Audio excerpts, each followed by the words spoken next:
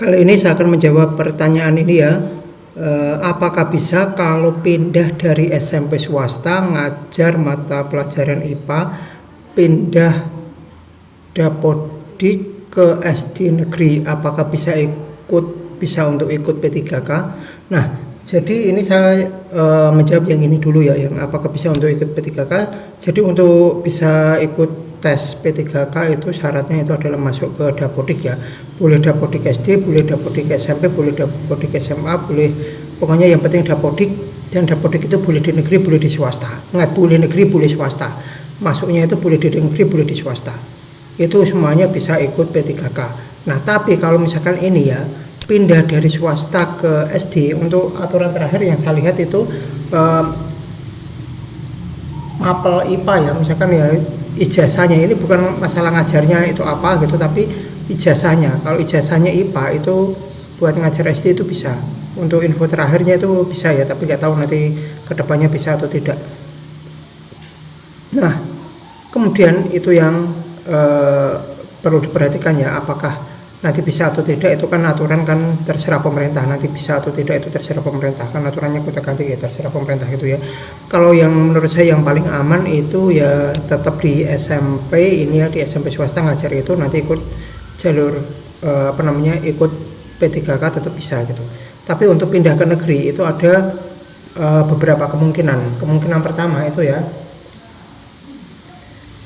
bisa, bisa pindah kemudian bisa daftar sesuai itu. Tapi daftarnya kalau misalkan pindah di SD, daftarnya paling kan ya sama.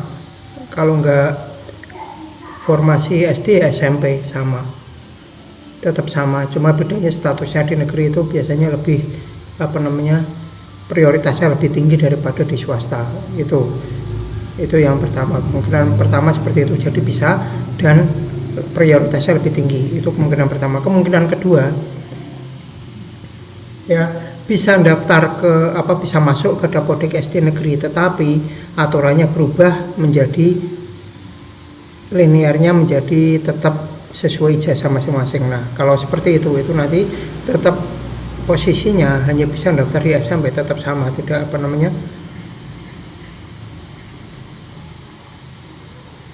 tidak ada perubahan, tapi ya kayaknya masih prioritasnya masih lebih tinggi daripada di swasta. Itu kemungkinan kedua. Kemungkinan ketiga itu